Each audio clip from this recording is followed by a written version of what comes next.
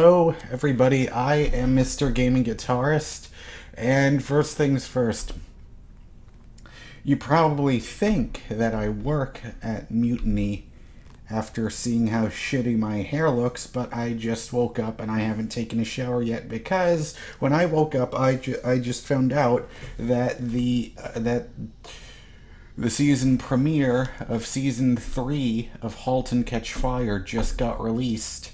Now, I think it might have aired 2 days ago during the where the after show for Fear the Walking Dead was supposed to happen, but I don't watch that show, so I didn't know about it.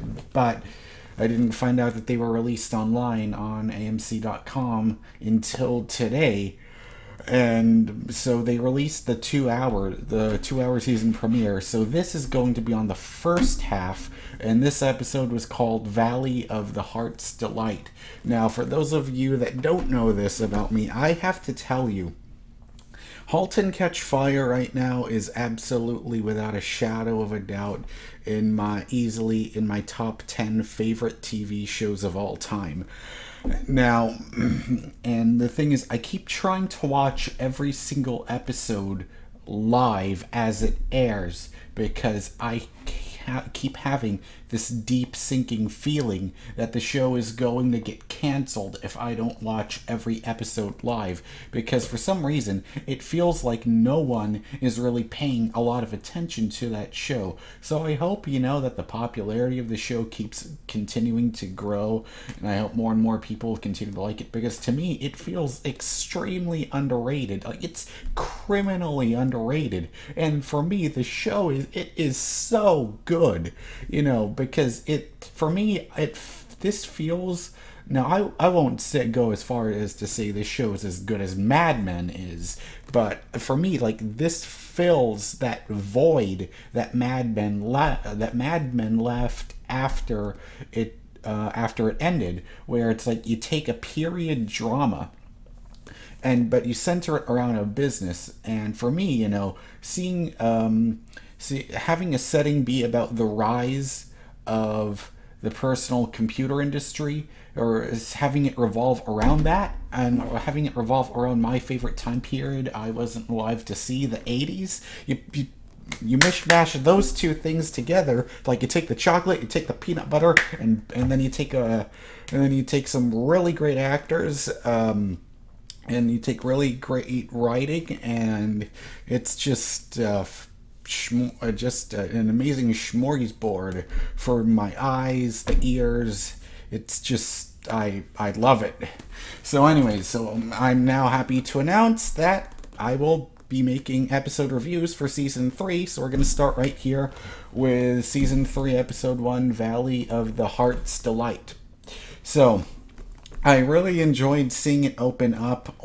So now we're in 1986, but the biggest thing, or for me it feels like the biggest change for this, is that it takes place in Silicon Valley now. It takes place because if you remember, and of course, there will be full spoilers for this episode if you haven't seen it. Go to AMC.com. You can watch this right now. So, alright, so there's your spoiler warning, because I'm going to talk about the arcs that I liked in here, and I'll tell you my thoughts on this my full thoughts on this episode. So there you go. There's a spoiler warning. If you haven't seen this episode, please watch it.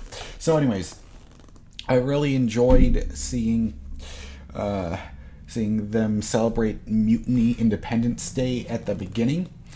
And it was really funny seeing Bosworth singing, because I wouldn't have expected him to be much of a singer, but he pulled it off. And now they're giving full-on interviews to the press. And it's funny that despite them all celebrating upstairs down in the basement, or that is, yeah, I think that's their basement, down in the mainframe, you get to see, okay,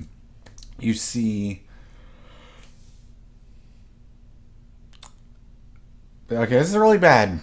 Okay, that's right. You see Donna and Gordon. Why would I forget two of the main characters' names? Anyways, you see Donna and Gordon like trying to fix the mainframe and the servers, trying to get Mutiny back online to show this one guy from the press. I'm going to assume like this was their latest and greatest version. And it's funny how now it really looks like a computer game from the 80s, where it looks a bit even more high tech than a bunch of Commodore 64 games, because from what my knowledge was, like Atari computers and Coleco, because they also made PCs at that time, aside from game consoles, the thing that I noticed is they're using way more, they look a lot more similar to NES games than like the old like green and black screens that they had from back then. Like they're using full on UIs. Like, and the one thing that I truly love about this show that I think is so genius is it's this whole like it's this retro future where they're putting a bunch of ideas that are far ahead of its time and making them work in the 80s. And you know, it's like you have to suspend your disbelief for a second, but it's like you really care about these characters and you want to see them succeed in what they're trying to do, you know, setting up this whole online client chat room thing where users can, like, they're creating the first online forum, you know, the first communities online, you know, in the 80s, and you wouldn't have expected to see this until like the mid 90s. But back here, you know, and I really, now the thing is, I'm forgetting what the character's name was, but there's this guy, I forget what his name was, but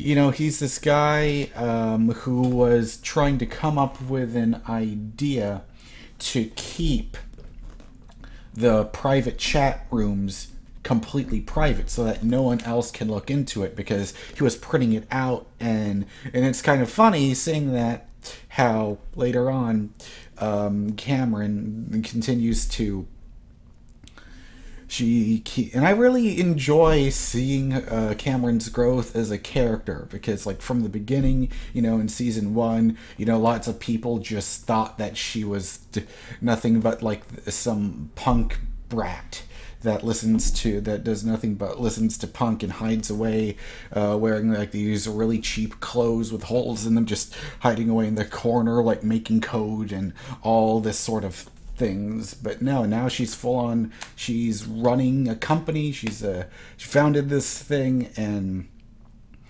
and she's starting to become more and more professional.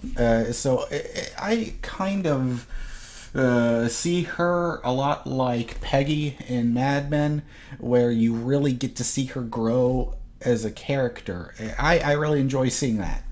And so I really enjoyed that scene, you know, when she meets up with this guy from that she talked to in the chat room. And then when you walked, and then she met him at some sort of bar or cafe where they were like watching soccer. You see a bunch of flags there, and you see that she is talking to him about this guy's, I believe it was his son. Yeah, his son dying. And yet he never said anything to her about her, that it was his son that died. He just said that he lost someone. So then that's how he found out that she went into the private chat logs and he found out that information. So it's like, oh damn, now she finally is figuring out, damn, we really need to find a way to keep these private chat rooms private. But meanwhile, it's interesting to see that Cameron's living with Gordon and Donna, and it's really, it really I don't know why, but it gives me, and this is me speaking as a 22-year-old now, it's a reminder of how old I get, or just how fast kids grow up. Because I remember the kids in Halt and Catch Fire. I mean, I'm Joe, and it's still 11:56 in the morning. I normally don't wake up until 1 p.m. So forgive me if I'm not good at speaking right now. But I remember they used to be like 5 or 6, and now they're like 10, and or they look like they're about 10 or close to 10 or 11 or whatever it is, and their oldest daughter is now getting into fights. But I really liked seeing I liked seeing when seeing Cameron's like, "Did you win that fight?" That was cool. And so I guess like there's her and the oldest daughter, like they have computers now. But I really liked seeing how when Gordon and Donna met up with the parents of the girl that Joni was fighting with, you saw that that she was taking, that it was because like their daughter was taking out the anger from their divorce, and that is what made them fight. And so it's an interesting metaphor for the divorce causing that fighting between that other kid, because if you remember, they were really close to getting divorced in season 2, so it's funny that they bring that whole thing up. So I thought that was really interesting. And so later on, I also really enjoyed how Gordon was hanging out with the rest of the coders. I guess that's what they are, yeah, the coders, and how I forget what it was called. Like, he used some words. It wasn't tabula rasa, but it was some word to describe. He had a beer, and then he had this other drink. One drink to keep you sharp. The other drink is just a beer. So, and then he got high with the rest of the coders. And so he told, but I really enjoyed how he told that story about Joe. And the funny thing is, I really enjoyed that we didn't see Joe in this at all until the very end. And for me, the way they're building them up, really makes you think that Joe McMillan is more more like Steve Jobs, and it makes you think that that Gordon Clark is more like the Steve Wozniak of the group. I really enjoy that dynamic. I know that they're not exactly like that, but that feels like that's what the template or the ideas of. This is more like the Jobs, and he's more like the Woz of the gang. And I like that story, how he describes him like how he's like a drug, where when you go up to him, or when you're friends with him, he makes you feel comfortable, and Joe makes you feel like you're doing something very important, and then that's when he strikes, and that's when he takes away, like that whole virus thing. Like, I still can't believe that he's getting away with the whole stealing the idea for the antivirus software, and now he's making millions of dollars on it.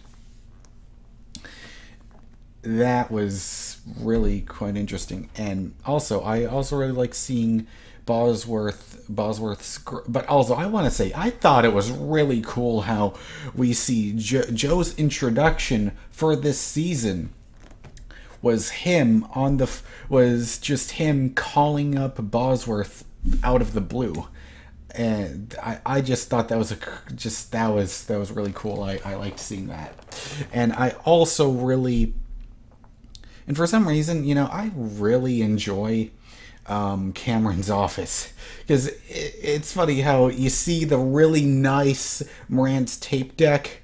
Just an interesting growth of progression. It's like, hey, they can afford, she can afford a Marantz tape deck now, whereas before, if you remember, she just had those little headphones and the tape record and the small I don't think it was even a Walkman, just that small tape thing that she was always using. And I also like how it looks like she's got a drive-through window. How Bosworth would just come up to him, and they would just open it. She would just slide that thing open. I don't know. I just really enjoy the whole. It just makes me enjoy the theme and the design, the set designs of the show. It's like, it's the 80s, and if there's one thing you need to know about me, is I love the 80s so much. It's just makes me feel all warm and special on the inside. Anyways, so Bosworth is now a grandpa, And it makes you wonder, how exactly does Joe know that Bosworth is a grandfather now? How did he know that? And you know, it's interesting that he told that he was asking Cameron, does anyone else know that I'm a grandpa? Because was Joe telling him, I mean, was Joe hacking into it? And is this like some sort of backdoor shady scheme to say, hey, you need antivirus because I hacked into it and that's how I found out that Bosworth is now a grandpappy? Or is it that or is Cameron still does Cameron still have a relationship with Joe? Is she still talking to him like with the Mutiny chat servers? We don't know. But that's what's interesting, is it's finding out what happens next. So, anyways, overall, oh, and also at the very end, when he was giving away the antivirus for free, and it keeps talking about how you have to be clear. You need to know what the truth is. And I liked how it's just a clear box you can see through, and it's clearly free. And he talked about being free, and he makes the user home version of the antivirus free. But one thing that I find very interesting is that I'm sorry, I forget the guy's name. The guy that wanted to that walked up into Cameron and Donna's office, where he was asking him about wanting to keep the private chats private. That guy. I'm gonna make it my business to find out what his name is later on, so I don't forget in the future, my future episode reviews. But I just wonder what exactly why was he of all people sitting there? Does he want to work for Joe, or is he going to tell him, hey, I think that us people at Mutiny, we should figure out what exactly Joe is doing here with his antivirus? But and it's also interesting that that Joe is suing him, and I wonder how that's going to play out, because Gordon came up with the idea, but I don't think there was any official documentation that's saying, hey, this was my idea, I came up with it. So, because from what we remember at the end of season 2, Gordon just gave that floppy disk to Joe, and with nothing else attached to it. So, yeah, it's going to be very interesting. Yeah, it really is. So, those are. So, I loved this season premiere. I thought it was fantastic. I'm gonna give this a 9 out of 10. I loved it. So, anyways, let me know what you think. And as far as things I didn't like, I can't really think of anything that I didn't like about it. Other than maybe I wish Bosworth could have had a bit more to do. But that's a tiny, tiny nitpick. So anyways. Yeah. Well, however, fuck it. Maybe I'll just give this a 9.5 out of 10. Or, because the thing about the 10 is, like, this was a great episode. But it wasn't a complete 100% fuck yeah like the season premiere of Mr. Robot was, for instance. I would say this was a great episode. It was like, yes, we're back home. This show is back. I feel good. I feel happy again. That's how this show makes me feel. So anyways, those are my long rambling thoughts. And so now I finally told you guys in that, hey, I love Halt and Catch Fire, and I'm gonna be here to talk about it. So anyways, I'll see you guys on episode 2, which was also released because of the 2-hour premiere thing. So I'll be watching that and giving you guys a review on that. So anyways, let me know what you thought of this episode, and I will see you next time. Goodbye.